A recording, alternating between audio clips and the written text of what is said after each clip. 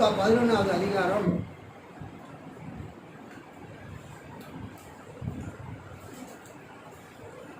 5-8. லூக்கா 11:5-8. பின்னும் அவர் அவர்களை நோக்கி, உங்களில் ஒருவன் தனக்கு சிநேகிதனாய் இருக்கிறவரிடத்தில் பாதி ராத்திரியிலே போய், சிநேகிதனே, என் சிநேகிதன் ஒருவன் வழி பிரயாணமாய் என்னிடத்தில் வந்திருக்கிறான், அவன் முன் வைக்கிறதற்கு என்னிடத்தில் ஒன்றுமில்லை, நீ 3 அப்பங்களை எனக்கு கடனாக தர வேண்டும் என்று கேட்டுக்கொண்டான். வீட்டுக்குள் இருக்கிறவன் பிரதியுத்தரமாக, என்னை தொந்தரவு செய்யாதே, கதவு பூட்டியாயிற்று, என் பிள்ளைகள் என்னோடு கூட படுத்திருக்கிறார்கள், நான் எழுந்திருந்து உனக்கு தரக்கூடாது என்று சொன்னான். பின்பு தனக்கு அவன் சிநேகிதனாய் இருக்கிறது நிமித்தம் எழுந்து அவனுக்கு கொடாவிட்டாலும் தன்னிடத்தில் அவன் வருந்தி கேட்கிறது நிமித்தமாவது எழுந்திருந்து அவனுக்கு தேவையானதை கொடுப்பான் என்று உங்களுக்கு சொல்லுகிறேன் என்று நாம் வாசிக்கிறோம். கர்த்தருக்கு ஸ்தோத்திரம். நள்ளிரவில் வந்த நண்பன், a friend who came at midnight. நடு ராத்திரியிலே ஒரு நண்பர் தன்னுடைய நண்பரை தேடி வருகிறார். அது மாதிரி சில சந்தர்ப்பங்கள் நடக்கிறது உண்டு. நாம் எதிர்பார்க்காமல் இருக்கும் பொழுது நமது வீட்டிற்கு யாராவது வந்து விடுவார்கள். அப்போ நம்ம கேட்குற கேள்வி, ஒரு ஃபோன் பண்ணிட்டு வரக்கூடாதா? நீங்கள் ஒரு ஃபோன் பண்ணியிருந்தால் நாங்கள் கொஞ்சம் ஆயத்தமாக இருந்திருப்போமே என்று நாம் பொதுவாக சொல்லுவோம். ஆபத்தில் வருகிறவர்கள் பக்கத்தில் நம்ம ஒரு பிரச்சனையில் மாட்டிக்கொண்டோம், பஸ் ரிப்பேர் ஆகிவிட்டோம், அல்லது ஒரு ஸ்ட்ரைக்னால எல்லா போக்குவரத்தும் ரத்து செய்து விட்டார்கள். இப்படிப்பட்ட சூழ்நிலையில் என்ன செய்வார்கள்? நம்ம வீட்டுக்கு பக்கத்தில் அல்லது நம்ம இருக்கிற இடத்துக்கு பக்கத்தில் யார் இருக்கிறாங்க, நமக்கு தெரிஞ்சவங்க யாருன்னு சொல்லி தேடிக்கொண்டு தான் வருவாங்க. அல்லது பழைய காலத்தில் 2000 வருஷத்துக்கு முன்பதாக பிரயாணம் செய்கிறவர்கள் அல்லது வியாபாரத்துக்கு செல்லுகிறவர்கள் பொழுது போகிவிட்டால், இருட்டாகிவிட்டால், அல்லது அவங்க வழி தவறி சென்று பிறகு மீண்டும் வந்து சேருவதற்குள் நடுராத்திரி ஆகிவிட்டால் அவங்க என்ன செய்வார்கள்? தங்களுக்கு தெரிந்தவர்களுடைய இல்லத்திற்கு சென்று ஓய்வெடுத்து பிறகு தங்களுடைய பயணத்தை அவர்கள் தொடருவார்கள். கர்த்தருக்கு ஸ்தோத்திரம். அல்லேலூயா. ஆக நடு ராத்திரியில் வருவது, நடு இரவில் வருவது என்பது ஒரு எதிர்பாராமல் வரக்கூடிய ஒரு நிகழ்ச்சியாகும். கடந்த வாரம் நாம் ஜெபத்தை குறித்து தான் நாம் சிந்தித்தோம். அந்த வசனம் இங்கே இருக்குது பாருங்க. அந்த மத்தேயு 7ஆம் அதிகாரம் 7ஆம் வசனம் இங்கே இருக்கிறது. லூக்கா 11ஆம் அதிகாரத்தில் இந்த 9வது வசனத்தை பாருங்கள். மேலும் நான் உங்களுக்கு சொல்கிறதாவது, கேளுங்கள் அப்பொழுது உங்களுக்கு கொடுக்கப்படும், தேடுங்கள் அப்பொழுது கண்டடைவீர்கள், தட்டுங்கள் அப்பொழுது உங்களுக்கு திறக்கப்படும். ஏனென்றால் கேட்கிறவன் எவனும் பெற்றுக்கொள்கிறான், தேடுகிறவன் கண்டடைகிறான், தட்டுகிறவனுக்கே திறக்கப்படும். நான் இந்த வாரம் தொடர்ந்து ஜபத்தை குறித்து நான் பேசுவது என்று எனக்கு தெரியாது. ஆனால் ஆவியானவர் எனக்கு இந்த ஜபத்தை குறித்து பேசும்படியாக எனக்கு ஏவுதல் கொடுத்ததினால்தான் இந்த பிரசங்கத்தை நான் செய்கிறேன். ஒரு வாரமும் ஜபத்தை பற்றி பேசணும், இந்த வாரமும் ஜபத்தை பற்றி பேசணுமா என்று நான் நினைக்கவில்லை. என்னுடைய இதயத்தில் ஆவியானவருடைய தூண்டுதல். என்ன தூண்டுதல் என்றால் ஜபத்தை பற்றி பேச வேண்டும். போன வாரம் பேசினது போலவே இந்த வாரமும் ஜபத்தை பற்றி பேச வேண்டும் என்ற ஒரு தூண்டுதலை ஆண்டவர் கொடுத்ததினால் நான் தொடர்ந்து இந்த வாரமும் ஜபத்தை குறித்து பேச விரும்புகிறேன். ஆனால் வேறொரு வேத பகுதி போன வாரம் மத்தேயு 7ஆம் அதிகாரம் 7ஆம் வசனம் அதன் அடிப்படையிலே பேசும் தியானித்தோம். ஆனால் இந்த வாரம் லூக்கா 11ஆவது அதிகாரம் 5லிருந்து 8 அந்த நள்ளிரவில் வந்த நண்பனை பற்றி நாம் பேச போகிறோம். அல்லேலூயா, தியானிக்க போகிறோம். நான் ஏற்கனவே சொன்னது போல அந்த புதிய ஏற்பாட்டு காலத்திலே இயேசு கிறிஸ்து நமது ஆண்டவர் அந்த வாழ்ந்த காலத்திலே பிரயாணம் பண்ணுகிறவர்கள், வியாபாரம் செய்கிறவர்கள் அந்த பாலைவனத்தின் வழியாக அவர்கள் செல்லும் பொழுது சில நேரங்களிலே வழி தவறி சென்று விடுவார்கள். அப்படிப்பட்ட நேரங்களிலே அவர்கள் ஒரு இடத்தை கண்டுபிடித்து அந்த பக்கத்தில் தங்களுக்கு தெரிந்தவர்கள் யார் இருக்கிறார்கள் என்று அவர்கள் கண்டறிந்து அவர்களிடத்தில் உதவி கேட்பது வழக்கம். ஸோ இங்கு இந்த நண்பனை பார்க்கிறோம். அவர் நடுராத்திரியிலே தன்னுடைய நண்பனுடைய இல்லத்திற்கு வந்துவிட்டார். அல்லேலூயா சொல்லாமா? அல்லேலூயா, கர்த்தருக்கு ஸ்தோத்திரம்.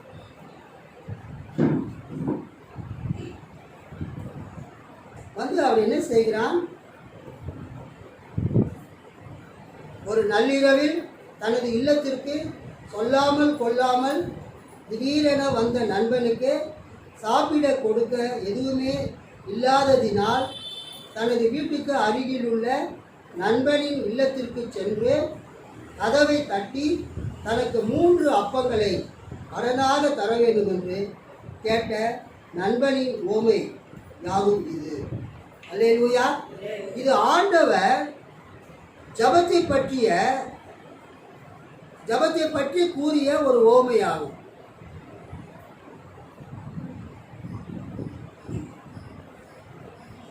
நான் பைபிள் காலேஜி படித்ததுனால எனக்கு கிடைச்ச ஒரு மிக முக்கியமான ஒரு நன்மை என்னவென்றால், கர்த்தருக்கு ஸ்தோத்திரம், எளிமையாக பிரசங்கம் செய்ய கற்றுக்கொண்டேன். அல்லேலூயா. நான் பைபிள் காலேஜ் படித்ததுனால பல நன்மைகள் எனக்கு கிடைத்தது. Because I studied theological course, I have learned many things. பல காரியங்களை நான் கற்றுக்கொண்டேன். முக்கியமாக பைபிள் காலேஜ் படித்ததுனால நான் கற்றுக்கொண்ட ஒரு காரியம் என்னவென்றால், எளிமையாக பிரசங்கம் செய்ய கற்றுக்கொண்டேன். அதற்கு மிக முக்கிய காரணம் யாரிடத்தில் கற்றுக்கொண்டேன் என்றால், ஆண்டவராகிய இயேசு கிறிஸ்துவின். கைத்தட்டி ஆண்டவர் மகிமைப்படுத்துகிறார். ஆண்டவராகிய இயேசு கிறிஸ்துவின் இடத்திலே தான் எளிமையாக பிரசங்கம் செய்ய கற்றுக்கொண்டேன். நான் பைபிள் காலேஜ் படிக்கும்போது இயேசுவினுடைய ஓமைகள், இயேசு செய்த அற்புதங்களை குறித்து நான் படித்தேன்.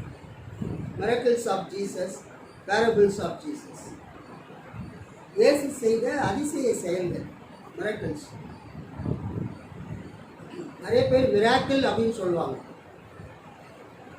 ஆக்சுவலாக மிராக்கிள் அப்படின்னு சொல்லக்கூடாது, மிரக்கிள். அல்லேலூயா. என்ன சொல்லணும்? மிரக்கிள். சிலர் பிள்ளைங்களுக்கு பேர் வைப்பாங்க, அனாயிட்டி, மைட்டி, மிராக்கிள், பவர், ஒண்டர், ஆமீன் அப்படிலாம் பேர் வைப்பாங்க. பாஸ்டர்ஸுங்களுக்கு நிறைய பெண் பிள்ளைகள் பிறந்த ஒரு வித்தியாசமாக பேர் வைக்கிறதுக்காக இந்த மாதிரி பேர் வைக்கிறாங்க. அதில் ஒரு பேர் மிராக்கிள், ஒரு பொண்ணு பேர் மிராக்கிள். என்ன கேசு? மிராக்கிள் அப்படின்னு சொல்லக்கூடாது, மிராக்கிள். மிராக்கிள் அதுதான் கரெக்ட் ப்ரொனன்சியேஷன். நம்ம கற்றுக்கிறது நல்லது. நான் எப்போதுமே உங்களுக்கு கற்றுக் கொடுப்பேன். கற்றுக் கொடுக்கறதுல ஒரு சந்தோஷம். ஏன்னா என்னுடைய சர்ச் மெம்பர்ஸ், என்னுடைய பிள்ளைகள் நீங்கள் கரெக்டாக என்ன பண்ணணும், நீங்கள் பேசணும், கரெக்டாக சொல்லணும். இயேசுவினுடைய அற்புதங்கள், மிரக்கிள்ஸ் ஆஃப் ஜீசஸ், இயேசு சொன்ன அல்லது இயேசு பிரசங்கத்தில் கூறின ஓமைகள், பேரபிள்ஸ் ஆஃப் ஜீசஸ், இது ரெண்டுமே மிக மிக முக்கியமான ஒரு பாடம் பைபிள் காலேஜில். அதில் அவங்க என்ன சொல்கிறாங்கன்னா, எல்லாருமே பிரசங்கம் பண்ணும்போது கதை சொல்லுவாங்க. அல்லேலூயா. அது தினகரன் ஐயா வந்தாலும் சரி, ஜீவானந்த ஐயா வந்தாலும் சரி, அல்லது வேறு எந்த அவங்க இறந்துட்டாங்க, அல்லது வேறு எந்த ஊழியக்காரங்களாக இருந்தாலும் சரி, நானே அதிகமாக பிரசவம் பண்ணும்போது கதை சொல்லுவேன். ஏனென்றால் நம்ம பண்ணக்கூடிய பிரசவம் மக்களுக்கு போய் சேருகிறதா என்பதற்கு ஒரு உதவியாக இருக்கக்கூடிய ஒரு காரியம்தான் இந்த கதை சொல்கிறது.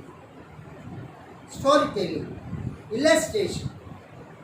ஸோ நம்ம ஒரு பிரசங்கம் பண்ணும்போது அந்த பிரசங்கத்துக்கு ஏற்ற ஒரு கதையை, ஒரு நடந்த சம்பவத்தை ஒரு பேப்பரில் வந்ததை நம்ம சொல்லும்போது அது மக்களுடைய மனதில் அது ஆழ்ந்து பதிகிறது அப்படின்னு சொல்கிறாங்க.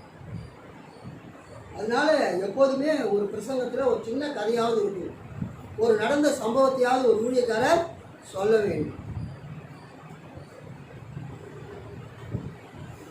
ஸோ நம்ம என்ன செய்கிறோன்னா, நம்ம பண்ணுற பிரசங்கத்தை விளக்குவதற்கு ஒரு கதையை நாம் சொல்லுகிறோம்.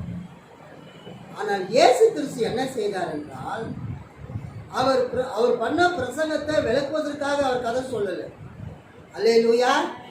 அவர் தனது பிரசங்கத்தையே கதை வடிவிலே அவர் சொன்னார். இயேசு தனது பிரசங்கத்தையே ஓமை வடிவத்திலே அவர் கூறினார். கைத்தட்டி ஆண்டவர் மகிழ்ச்சிப்படுத்துவோம்.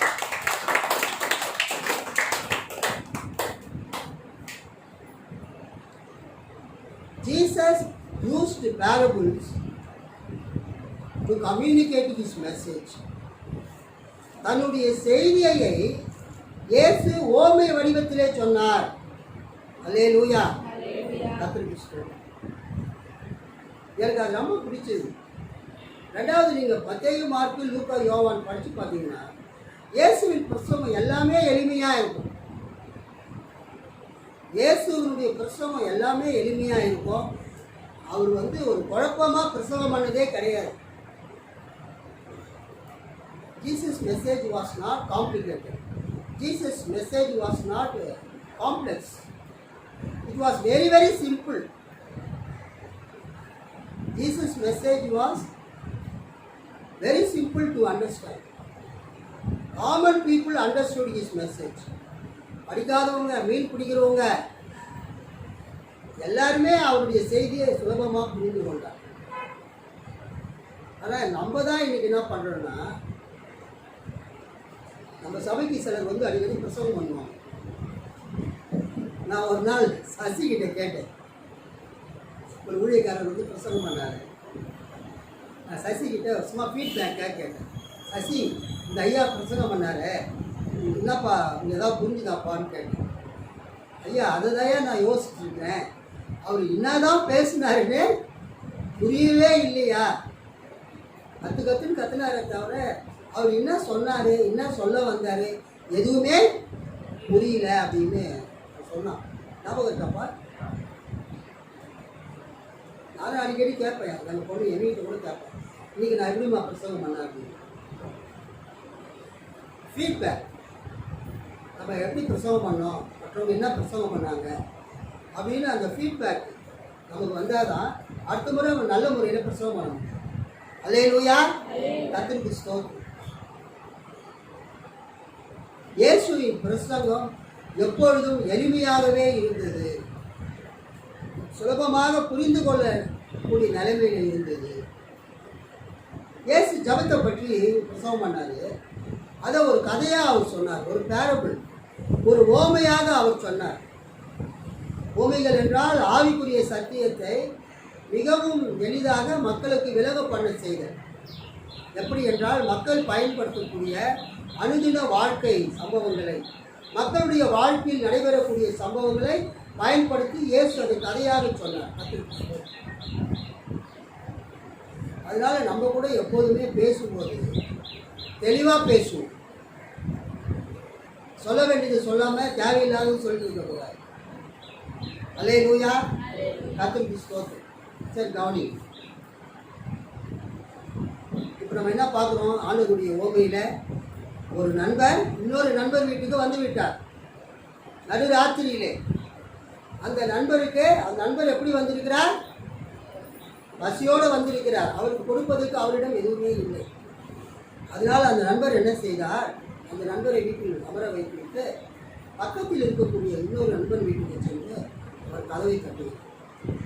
கதவை தட்டி என்ன சொல்கிறார்,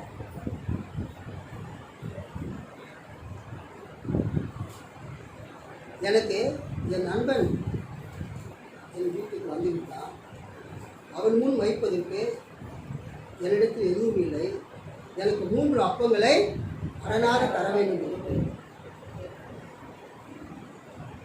அதற்கு அவருடைய நண்பர் என்ன பதில் அளிக்கிறார், 7ஆம் வசனம், வீட்டிற்குள் இருக்கிறவர் பிரதியுத்தரமாக, என்னை தொந்தரவு செய்யாதே, கதவு பூட்டியாயிற்று, என் பிள்ளைகள் என்னோடு கூட படுத்திருக்கிறார்கள், நான் எழுந்திருந்து உனக்கு தரக்கூடாது என்று சொன்னான். அல்லேலூயா, கர்த்தருக்கு ஸ்தோத்திரம். அவர் என்ன பதில் சொல்றாருன்னா, எங்கள் வீடெல்லாம் அடைச்சாச்சு, நானே என்னுடைய பிள்ளைகள் மனைவி மற்றும் எல்லாருமே படுத்துட்டு இருக்கிறோம், நான் மறுபடியும் எழுந்திருந்து அந்த கதவெல்லாம் திறந்து உங்களுக்கு என்ன செய்ய முடியாது, 3 அப்பங்களை கொடுக்க முடியாது, தயவுசெய்து தொந்தரவு பண்ணாத என்று சொல்லிவிடுங்க.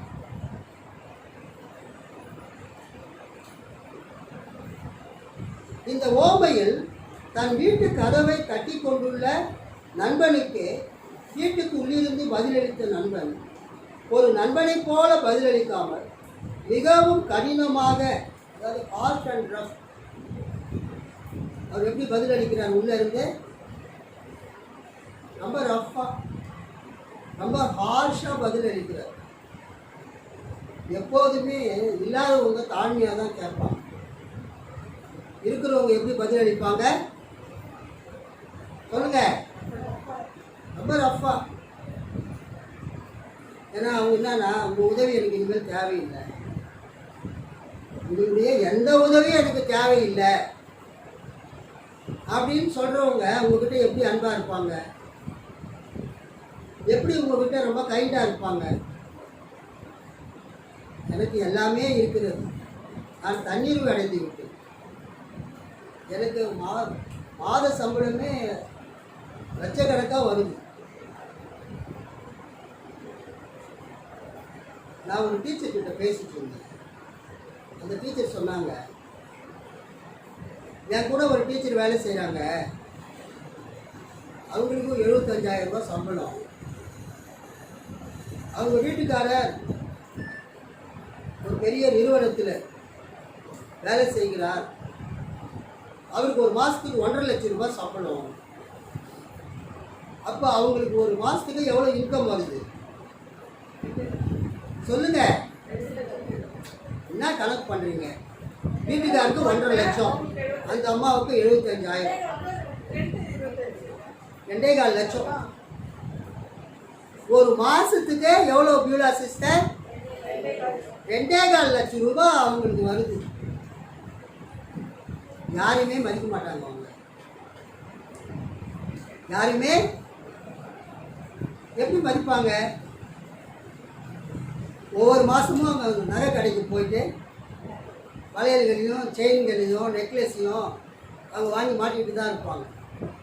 பண்டிகை காலங்களில் முக்கியமான ஃபங்க்ஷன்களில் நாங்கள் வாங்கின நகையெல்லாம் போட்டு விட்டுட்டு அவங்க வருவாங்க. மற்றவங்களை வந்து ஒரு மாதிரி அலட்சியமாக பார்ப்பாங்க. அது சொல்லி அவங்க வருத்தப்பட்டாங்க. அப்போ நான் சொன்னேன், அவங்களுக்கு இன்கம் வருது, அவங்க போட்டு போகிறாங்க, அதை பற்றி நீங்கள் எதுக்கு கவலைப்படுறீங்க?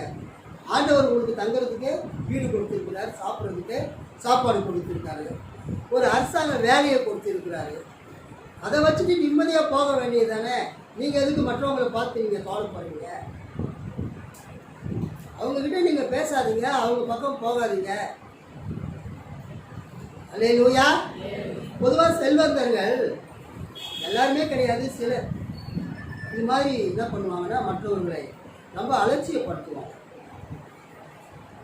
அவங்க சொல்லுவாங்க, உங்கள் உதவியெல்லாம் ஒன்றும் எங்களுக்கு தேவையில்லைங்க, உங்கள் உதவி என்னம்மா வள்ளி, உங்கள் உதவி ஒன்றும் எனக்கு தேவையில்லை, நான் ஒன்றையும் உங்கள் வீட்டு வாசலில் வந்து நிற்க மாட்டேன், கதவை கட்ட மாட்டேன், நீங்கள் தான் வந்து எங்கள் வீட்டு வாசலில் நிற்கணும். There are many such people living in this world. இன்னைக்கு இது மாதிரி பல மக்கள் இன்னைக்கு உலகத்தில் வசிக்கிறாங்க. பட் எப்படி இருந்தாலும் இந்த இந்த இந்த சகோதரர் எடுத்துக்கொள்வோம். இவர் என்ன பண்ணுறாரு, தன்னுடைய நண்பனுடைய வீட்டுக்கு போய் இந்த நடு ராத்திரி 12 மணிக்கு கதவை தட்டுற. என்ன சொல்கிறாரு, எங்கள் வீட்டில் வந்து பிரெட் எதுவுமே இல்லை, இனிமேல் நாங்கள் அடுப்பு பற்ற வச்சு, இப்போ கேஸ் சிலிண்டர்லாம் இருக்கிற மாதிரி எலக்ட்ரிக் அடுப்பு தான் இருக்கிற மாதிரி அப்போ கிடையாது. அப்போல்லாம் அடுப்பு தான், விறகு வச்சு தான் சமைக்கணும். நடு ராத்திரி ஏற்றி விறகு வச்சு சமைக்க முடியாது. அதனால் நீங்கள் என்ன பண்ணுங்கன்னா ஒரு 3 அப்பம் கொடுங்க. போன வாரம் நான் சொல்ல பார்த்தீங்கன்னா லோஃப்னு சொல்லி, லோஃப்னா நீளமாக இருக்கும், அந்த முனை வந்து சற்று வளைந்து இருக்கும். லோஃப். பிரெட்னா செங்கல் ஷேப்பில் இருக்கும். பிரெட்னா எப்படி இருக்கும், செங்கல் வடிவத்தில். இதெல்லாம் பிரெட்டெல்லாம் நம்ம பார்த்துருக்கோம். நான் வந்து எங்கள் ஊரில் இருக்கும்போது நான் பிரெட்டையும் பார்த்ததில்லை, லோஃபையும் பார்த்ததில்லை, பண்ணை தான் பார்த்துருக்குறேன் எங்கள் ஊரில். ஸோ எனக்கு அப்போ தெரியாது. தண்ணிக்கெலாம் வந்த பிறகு, பட்டணங்கள்லாம் சென்ற பிறகு தான் இந்த பிரெட்டை பற்றி தெரியும். அவர் சொல்கிறாரு, எனக்கு 3 அப்பங்களை கொடுங்க. அதாவது ஏன் 3 கேட்குறாருன்னா, ஒரு ஆள், ஒரு நல்ல முழு வளர்ச்சி அடைந்த ஒரு ஆள் 3 அப்பங்களை சாப்பிட்டால் அவருக்கு பசி தீரும். அல்லேலூயா. 3 அப்பங்கள் கொடுன்னு கேட்குறாரு. ஏன்னா அந்த 3 அப்பம் போதும். அவர் அந்த ஆள் சாப்பிட்டுட்டு அவர் தண்ணி குடிச்சிட்டு படுத்தா அது திருப்தி ஆகும். அதுக்கு அவர் என்ன பதில் சொல்கிறாரு,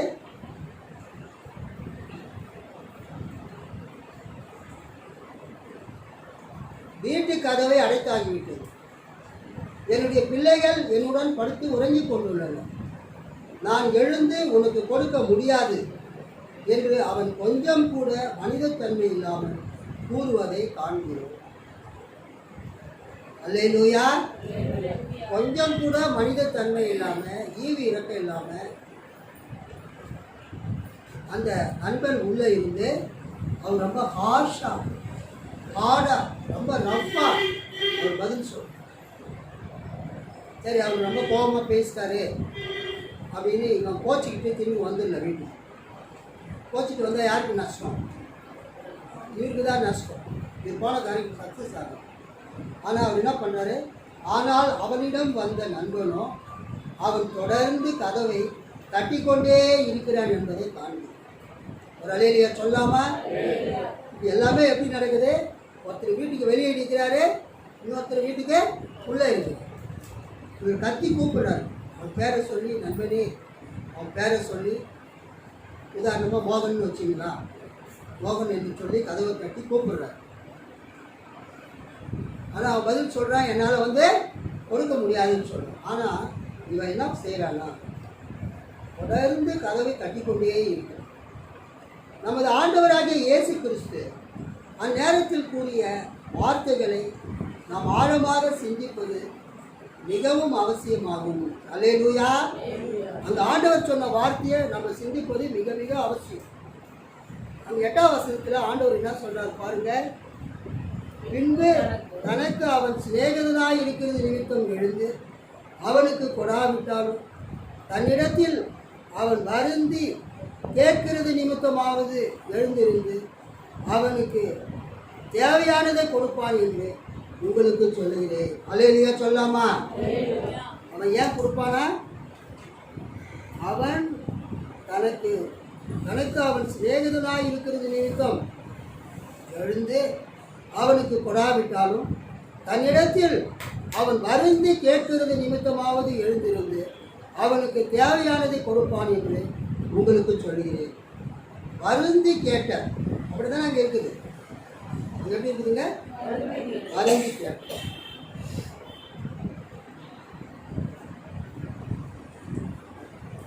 திருவிவிலியம் நான் படிச்சது பவர் மொழிபெயர்ப்பு. திருவிவிலியம் கத்தோலிக்க சபையில், சிஎஸ்ஐ சபையில், இன்னும் சில லுத்தரன் சபையில் பயன்படுத்தக்கூடிய திருவிவிலியம் பொது மொழிபெயர்ப்பு இந்த வசனத்தை கீழ்கண்டவாறு மொழிபெயர்க்கிறது. எப்படி மொழிபெயர்க்கிறது? எனினும் அவர் விடாப்பிடியாய் கதவை தட்டிக்கொண்டே இருந்தால் அவர் தம் நண்பர் என்பதற்காக எழுந்து கொடுக்காவிட்டாலும் அவரது தொல்லையின் பொருட்டாவது எழுந்து அவருக்கு தேவையானதை கொடுப்பார் என நான் உங்களுக்கு சொல்கிறேன். ஒரு அல்லேலூயா சொல்லாமா? கர்த்தருக்கு ஸ்தோத்திரம்.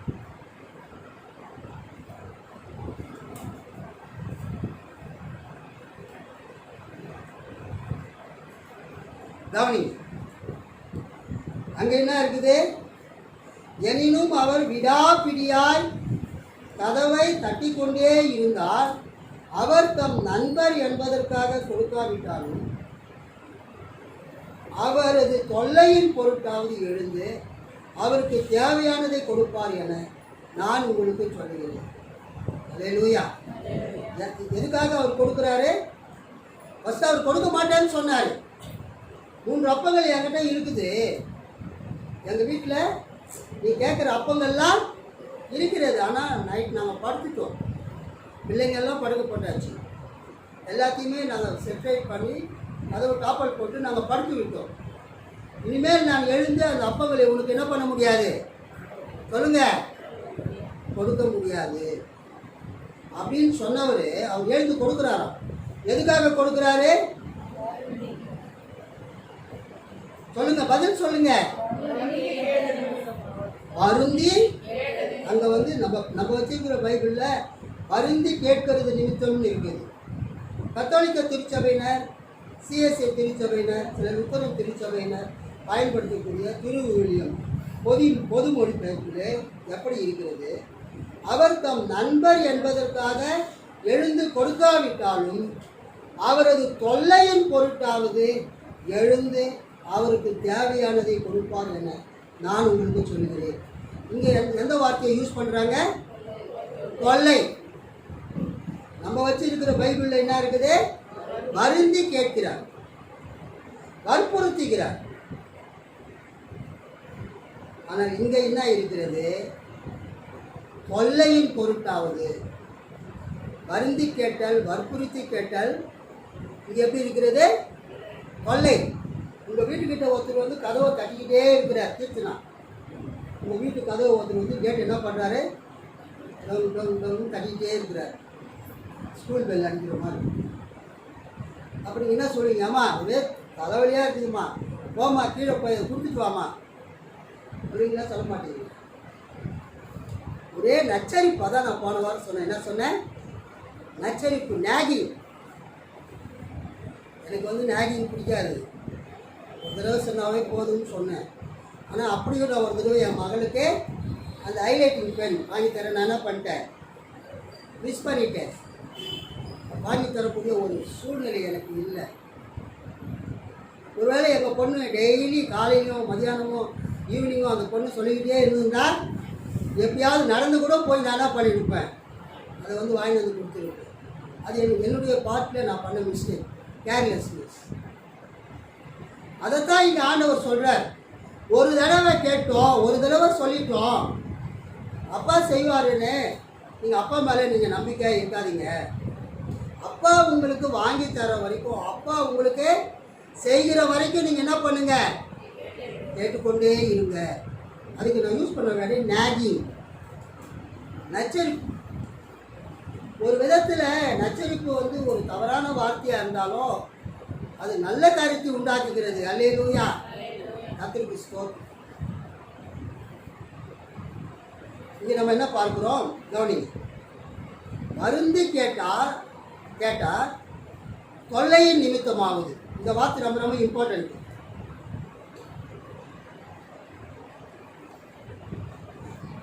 அந்நிடத்தில் அவன் வருந்தி கேட்கிறது நிமித்தமாவது, வருந்தி கேட்கிறது நிமித்தமாவது, அல்லது அவரது தொல்லையின் பொருட்டாவது எழுந்து அவருக்கு தேவையானதை கொடுப்பார். வருந்தி கேட்டால் தொல்லையின் பொருட்டு. இந்த வார்த்தை நமது பழைய மொழிபெயர்ப்பிலும் புதிய திருவிவிலி மொழிபெயர்ப்பிலும் வருந்தி கேட்டல் தொல்லை நிமித்தம் என்று மொழிபெயர்க்கப்பட்டிருக்கிறது. அது கிரேக்க மொழியில் எப்படி அந்த வார்த்தை வருதுன்னா அதற்கு வருந்தி, அவன் வருந்தி கேட்கிறது நிமித்தமாவது, அவரது தொல்லையின் பொருட்டாவது என்ற வார்த்தை கிரேக்க மொழியில அனைடேயான், அனைடேயான், ANAIDEIAN, வருந்தி கேட்டல், தொல்லையின் பொருட்டாவது என்ற வார்த்தை கிரேக்க மொழியில் எப்படி எழுதப்பட்டிருக்கிறது? அனைடேயான். சொல்லி சொல்லுங்க, வீட்டு யோசிச்சுக்கிறீங்க. அனைடேயான், அனைடேயான், ANAIDEIAN. இந்த கிரேக்க வார்த்தையை எப்படி மொழிபெயர்த்திருக்கிறாங்க?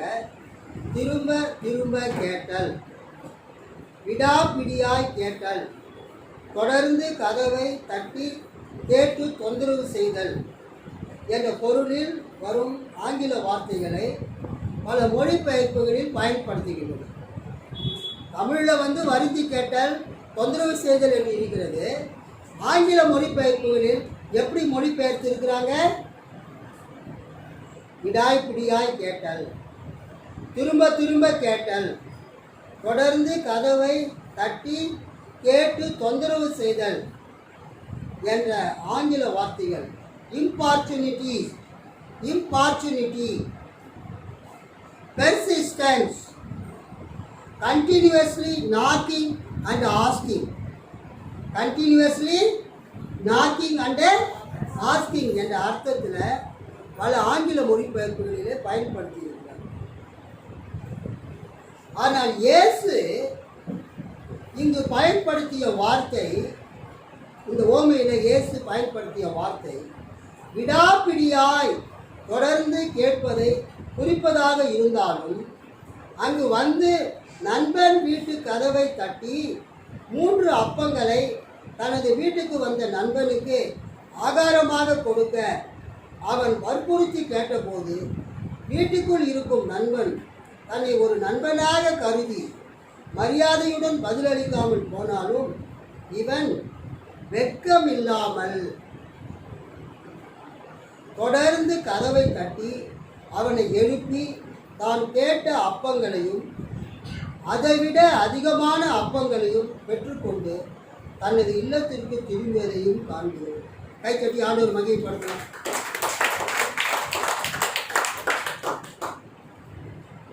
வருந்தி கேட்டல், தொந்தரவு செய்தல் என்ற வார்த்தை கிரேக்க மொழியில் அனைடேயான் என்று எழுதப்பட்டிருக்கிறது.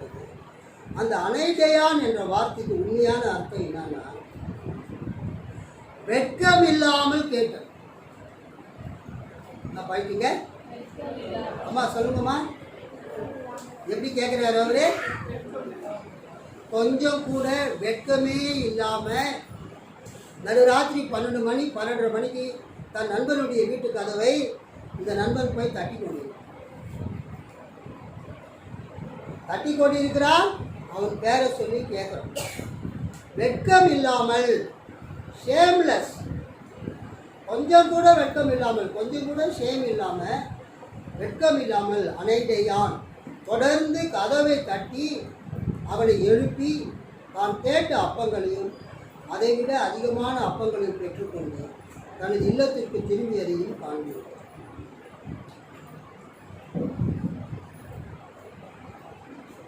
அவனுக்கு தேவையானதை கொடுப்பான் என்றால், அவன் 3 தான் கேட்டான். அவன் கொடுக்கும்போது அதை விட அதிகமாக கூட என்ன பண்ணியிருக்கலாம்? கொடுத்திருக்கலாம். அல்லேலூயா, கர்த்தருக்கு ஸ்தோத்திரம். இதை தமிழில் மோனகன் மொழிபெயர்ப்பிலும், ஆங்கிலத்தில் குட் நியூஸ் பைபிள் என்று அழைக்கப்படும் டுடேஸ் இங்கிலீஷ் வெர்ஷன் மொழிபெயர்ப்பிலும் சரியாக மொழிபெயர்த்துள்ளதை காணலாம். இப்போ நம்ம ஒரு தமிழ் பைபிள் தான் யூஸ் பண்ணிட்டு இருக்கிறோம். அதான் ப்ராப்ளமே. நம்ம யூஸ் பண்ணுற இந்த பைபிள் 1860 1870 மொழிபெயர்க்கப்படும். கிட்டத்தட்ட ஒரு 150 வருஷத்துக்கு முன்னால் மக்கள் எந்த தமிழ் பேசினாங்களோ அந்த தமிழில் தான் இந்த பைபிள் மொழிபெயர்க்கப்பட்டது. அல்லேலூயா. 150 வருஷத்துக்கு பின்னால் இப்போ இந்த தமிழ் நம்ம பேசணும். இப்போ நம்ம பேசுறது தற்கால தமிழ், கான்டெம்பரரி லாங்குவேஜ். 150 வருஷத்துக்கு முன்னால் பேசுகிற தமிழில் இந்த பைபிள் மொழிபெயர்க்கணும். ஸோ இப்போ பல மொழிபெயர்ப்புகள் வந்துவிட்டன. அதில் ஒரு மொழிபெயர்ப்பு மோனகன் மொழிபெயர்ப்பு. ராயப்பேட்டாவில் சிஎஸ்ஐ மோனகன் பெண்கள் மேல்நிலை பள்ளி இருக்குது. சிஎஸ்ஐ மோனகன் கேர்ள்ஸ் ஹையர் செகண்டரி ஸ்கூல். அந்த மோனகன் என்பவர் வந்து ஒரு மிஷினரி. அவர் வந்து ஒரு பைபிள் மொழிபெயர்த்தார். அதுதான் லுத்தரன் திருச்சபையில் பயன்படுத்துகிறாங்க. திருத்திய மொழிபெயர்ப்பு, ரிவைஸ்டு வெர்ஷன். அதில் வந்து கடவுள் என்கிற வார்த்தை வரும். அவர் எப்படி மொழிபெயர்த்திருக்கிறார் நல்லா கவனிங்க. மோனகன் எப்படி மொழிபெயர்த்திருக்கிறார்? அவன் தனக்கு சிநேகிதனாய் இருக்கிறது நிமித்தம் எழுந்து அவனுக்கு கொடாவிட்டாலும் அவன் வெட்கமின்றி அலட்டுகிறது நிமித்தமாவது எழுந்திருந்து அவனுக்கு தேவையானதை கொடுப்பான் என்று உங்களுக்கு சொல்லுகிறேன். அல்லேலூயா சொல்லாமா? அல்லேலூயா. மோனகன் எப்படி மொழிபெயர்த்திருக்கிறார்? அவன் தனக்கு சிநேகிதனாய் இருக்கிறது நிமித்தம் எழுந்து அவனுக்கு கொடாவிட்டாலும் அவன் வெட்கமின்றி அலட்டுகிறது நிமித்தமாவது. வெட்கமின்றி சொல்லுங்க, வெட்கமின்றி அலட்டுகிறான். அதாவது தட்டிக்கொண்டே இருக்கிறான். இந்த கதவை என்ன செய்யறான்? சொல்லுமா, நீங்க பாஸ் பண்ணு. கதவை என்ன பண்றான்? தட்டிக்கொண்டே இருக்கிறான். நிறுத்தவே இல்லை. கதவை தட்டுறத சொல்லு தம்பி, நிறுத்தவே இல்லை. வெட்கமின்றி அலட்டுகிறது நிமித்தமாவது எழுந்திருந்து அவனுக்கு தேவையானதை கொடுப்பான் என்று உங்களுக்கு சொல்லுகிறேன். இதை எப்படி English today's English version good news பைபிளில் மொழிபெயர்த்திருக்கிறாங்க. Well, what then?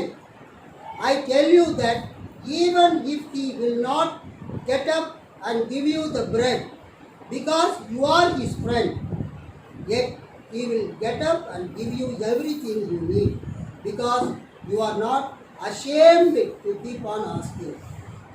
அதாவது நம்ம நடுராத்திரியிலே ஒரு நண்பன் வீட்டுக்கு போய் தெருவில் நின்று அந்த வீட்டு கதவை நம்ம தட்டும்போது தட்டுறது எல்லாருக்குமே கேட்கும். கரெக்டா? ராத்திரியில் ஒரு வீட்டு கதவை நீங்கள் தட்டுறீங்க, மோகன் மோகன் மோகன்னு கதவை தட்டுறீங்க. அப்போ அந்த சத்தம் வந்து அந்த தெருவுக்கே கேட்கும், அந்த ஊருக்கே கேட்கும். கதவை தட்டிக்கொண்டே இருக்குது. அப்போ நீங்கள் வெட்கத்தை விட்டு விட்டு கொஞ்சம் கூட வெட்கம் இல்லாமல் அவன் கதவை வந்து திறக்கிற வரைக்கும் நீங்கள் என்ன செய்றீங்க? கதவை தட்டிக்கொண்டே இருக்கிறீங்க. இயேசுனுடைய அந்த அழகான ஓமையை பாருங்கள். ஜபத்தை பற்றி இயேசு சொல்லக்கூடிய அந்த கருத்தை பாருங்கள். இயேசு என்ன சொல்கிறாரு? அவன் தனக்கு நண்பன் என்று அவன் நினைத்து அவன் உதவி செய்யவில்லை என்றாலும் கூட இவன் வெட்கம் இல்லாமல் அலட்டுகிறது நிமித்தமாவது தொடர்ந்து தட்டி கொண்டிருக்கிறது நிமித்தமாவது விடாமல் அவன் அந்த கதவை தட்டுகிறது நிமித்தமாவது மென்டலி அவனுக்கு ஒரு டார்ச்சர். அவன் எழுந்து என்ன செய்யலாம்? அவனுக்கு வேண்டியதை கொடுக்கும். ஒரு மனிதனிடம் விடாப்பிடியாய் தொடர்ந்து வெட்கத்தை விட்டு கதவை தட்டி பார்க்கின்றவர்கள் என்ன நினைப்பார்கள் என்றெல்லாம் கருதாமல் தொடர்ந்து கெஞ்சி கேட்டு உதவியை பெறுவதைப் போல நாம் ஆண்டவரிடம் தொடர்ந்து ஜெபித்து கேட்டு பெற்றுக்கொள்ள வேண்டும் என்பது இந்த ஓமையின் மைய கருத்தாகும். அல்லேலூயா.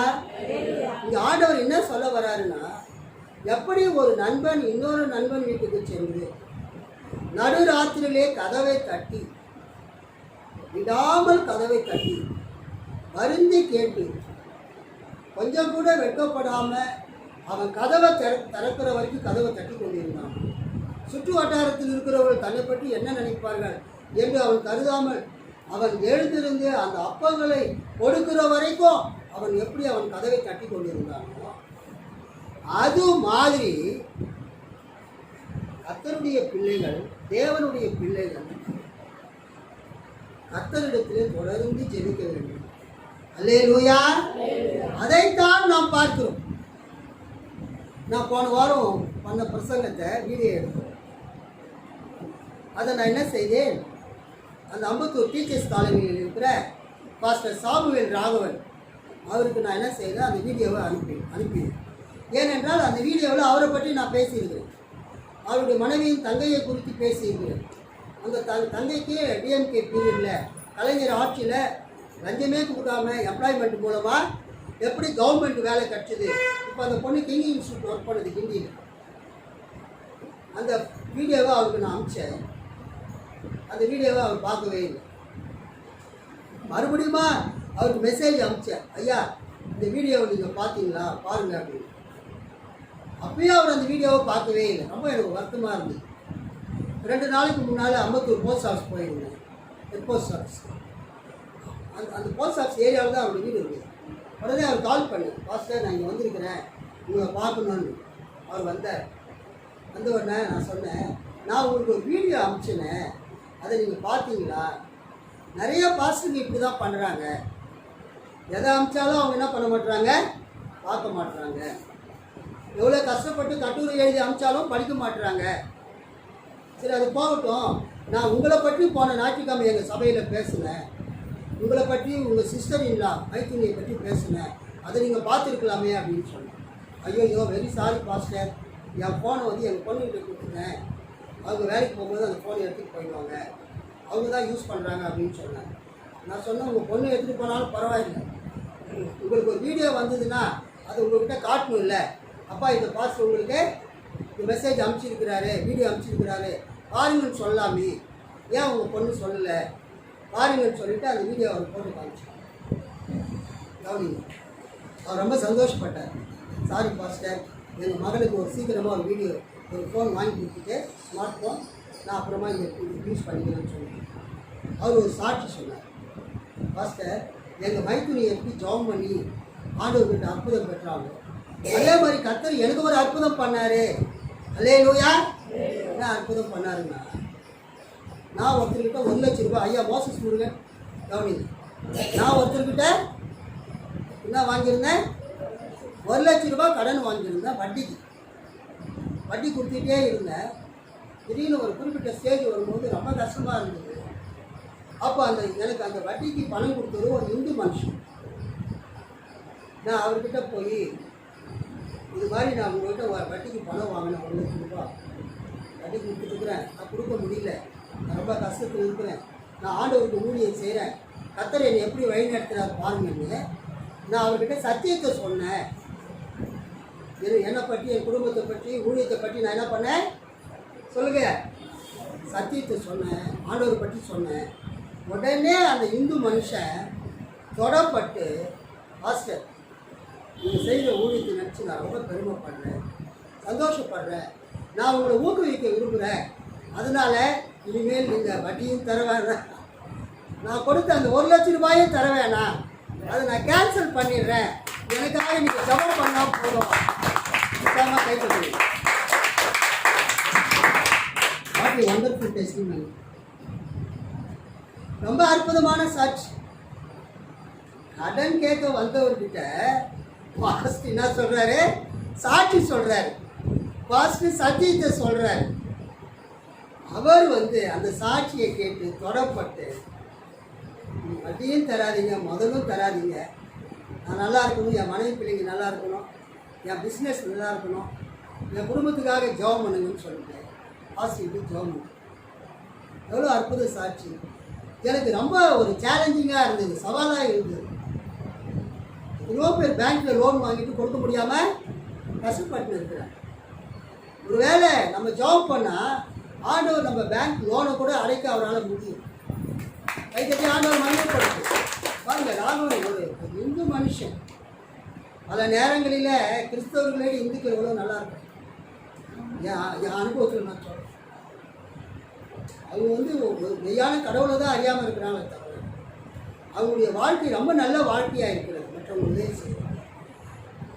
எறும்புக்கு கூட அவங்க துன்பம் விளைவிக்க விரும்புவதில்லை. சில நல்ல மக்கள் இருக்கிறாங்க. அந்த ராகவன் என்கிற ஐயாவும் இப்படிப்பட்ட ஒருத்தர்கிட்ட தான் கடன் வாங்கி அவர் மன்னித்து விட்டு விட்டார். அதாவது சாட்சியாக சொல்லுங்கள். நான் சொன்னேன், நான் கொரட்டூர் போகிறது எனக்கு ஒரு ஆட்டோ பிடிச்சி விடுங்க, உங்களுக்கு தெரிஞ்சவங்ககிட்ட சொன்னேன். எதுக்கு ஆட்டோ, நானே உங்கள் வீட்டில் விட்டு வரேன்னு சொல்லி அம்பத்தூர் போஸ்ட் ஆஃபீஸ்லேருந்து என்னை கூட்டிகிட்டு வந்து அப்போ அங்கே மணின்னு ஒரு போஸ்ட் மாஸ்டர் வந்தார், கொரட்டூரில் போஸ்ட் மாஸ்டராக இருந்த ஒரு மணி, டிஎஸ் மணி. அவர் எங்களை கூட்டிகிட்டு போயிட்டு 20-30 வருஷத்துக்கு முன்னால் பழகினவர். எங்களை கூட்டிகிட்டு போயிட்டு பக்கத்துலேயே டீலாம் வாங்கி கொடுத்துட்டு எங்களை அனுப்பிச்சி வச்சார். அப்புறம் நானும் அந்த பாச ராகுவனும் எங்கள் வீட்டுக்கு வந்துட்டு சாப்பிட சொன்னால் அவர் நான் சாப்பிட்டேன்னு சொன்னேன். அப்புறம் டீ மட்டும் குடிச்சிட்டு அவர் ஜாமன் எனக்கு மிகுந்த மகிழ்ச்சியாக. இதை நான் ஏன் சொல்லுகிறேன் என்றால், போன வாரமும் ஜபத்தை பற்றி பேசணும், இந்த வாரமும் ஜபத்தை பற்றி பேசணும். ஆண்டவர் எனக்கு அந்த ஏவுதலை கொடுத்தார், ஜபத்தை பற்றி பேசணும். ஏனென்றால் நீங்கள் பண்ணக்கூடிய ஜபம் வல்லமை உள்ளது. அல்லேலூயா. உங்கள் ஜபத்தை கேட்டு ஆண்டவர் அற்புதம் செய்கிறார். ஜபம் பண்ணும்போது வெட்கப்படக்கூடாது, கூச்சப்படக்கூடாது.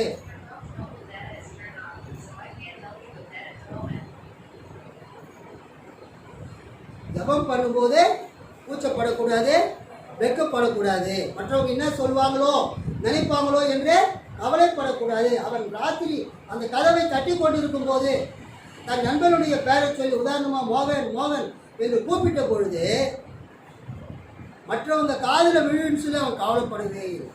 அல்லேலூயா. அவன் நினைச்சதெல்லாம் தன் நண்பனுடைய காதில் விழுந்தால் போதும்.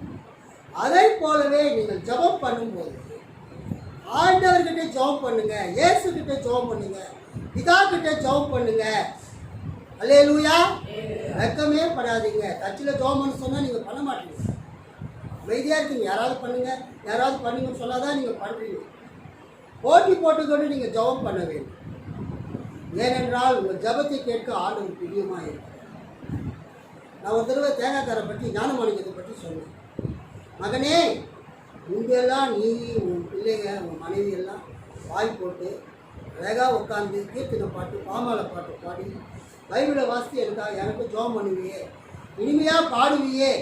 இப்போ ஏன் நீ அது மாதிரி பாட்டு பாடி பைபிள் படித்து ஜெபம் பண்ணுறது இல்லை? உன் ஜபத்தை கேட்க நான் அவளோடு காத்து கொண்டிருக்கிறேன் என்று கர்த்தர் அந்த வசந்தா சிஸ்டர் மூலமாக தேங்காய்க்கார் ஞானமாணிக்க ஐயாவுக்கு தீர்க்க தரிசனமான்னு சொன்னேன். அப்போ நான் பக்கத்தில் இருக்கேன். அவங்களுக்கு தெரியாது அவர் ஜெபம் பண்ணி, எனக்கு தெரியும். நான் பல தடவை அவர் வீட்டுக்கு போகும்போது ஈவினிங் 8:30 மணிக்கு அவரும் அவன் பிள்ளைங்க மனைவி மனகால் போட்டு சாதாரண ருத்ரன் பாட்டு தான் பாடுவார். அவர் கிறிஸ்துவ கீர்த்தனைகளும் பாமாலைகள் பாட்டு தான் பாடுவார். அதை ஆண்டவர் என்ன சொல்கிறாரு, மகனே ஒவ்வொரு நாளும் இனிமையாக பாடுவியே, என்னை நோக்கி ஜெபம் பண்ணுவியே, இப்பொழுது ஏன் நீ ஜெபம் பண்ணுவதில்லை, இப்பொழுது ஏன் நீ பாடி என்னை துதிப்பதில்லை என்று அவர் கேட்டார். இன்றைக்கு இந்த காலை நேரத்தில் கர்த்தராகிய இயேசு கிறிஸ்து உங்களையும் என்னையும் பார்த்து சொல்லியிருக்கார். பல நேரங்களில் நம்ம ஜெபம் பண்ணுறதே விட்டுரும்.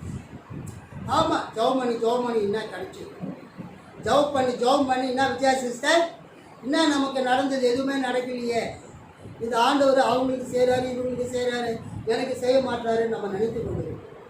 ஆனால் கர்த்தர் உங்கள் விசுவாசத்தை பார்க்கிறார். அல்லேலூயா. கண்டிப்பாக உங்களுக்கு பதில் அளிப்பார். உங்கள் வாழ்க்கையில் அற்புதத்தை செய்யும். நான் நம்ம சபையில் இருக்கிற பிள்ளைகள் அரசாங்க வேலைக்கு போகணும்னு நான் அடிக்கடி ஜெபம் பண்ணேன். நீங்கள் பிரசங்கத்தை தொடர்ந்து கவனிச்சிங்கன்னா இந்த வார்த்தை இருக்கும். சபைக்கு வரவங்க எங்கே போகணும் சொல்லுங்கள்? கவர்மெண்ட் வேலைக்கு போகணும், அரசாங்க வேலைக்கு போகணும். அரசாங்க வேலையை விட ப்ரைவேட்டில் நிறைய சம்பளம் கொடுக்குறாங்க, அது வேறு விஷயம். ஆனால் ஜாப் செக்யூரிட்டி, ஒரு ஜாப் செக்யூரிட்டிக்காக நான் சொல்கிறேன். உயர்ந்த நிலைமைக்கு நீங்கள் செல்ல வேண்டும். அதற்காக நீங்கள் ஆண்டவர்கிட்ட ஜெபம் பண்ண வேண்டும். ஆண்டவரே, நான் இவ்வளோ படிச்சிருக்கிறேன், எனக்கு நல்ல வேலையை தாரும், உயர்ந்த இடத்துல எனக்கு வேலையை தாரும், நான் நல்ல லைஃப்பில் செட்டில் ஆகணும், என் வாழ்க்கையில் அற்புதம் செய்யணும் என்று நீங்கள் ஜெபிக்கும் போது உங்கள் ஜபத்தை கேட்டு ஆண்டவர் அற்புதம் செய்யணும். ஜபத்தில் கூச்சமே படக்கூடாது, வெட்கமே படக்கூடாது. அவன் பாருங்க, he asked his friend shamelessly. விடாப்பிடியாக ஜெபம் பண்ணால், தொடர்ந்து ஜெபம் பண்ணான் தான் நம்ம கேட்டுருக்குறோம். அவன் வெட்கம் இல்லாமல் கேட்டான். அல்லேலூயா. அவன் நண்பன் அவனுக்கு வேண்டியதை கொடுத்தான், கேட்டதை விட அதிகமாகவே கொடுத்தான். இந்த காலை நேரத்தில் நாம் எல்லாரும் எழுந்திருக்கிறோம், நாம் ஜெபிப்போம்.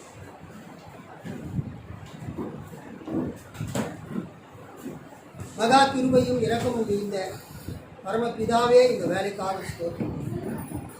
ஆண்டவரே, ஜபத்தை பற்றி இந்த 2வது ஞாயிற்றுக்கிழமை கூட தொடர்ந்து பேச உதவி செய்தீரே ஸ்தோத்திரம்.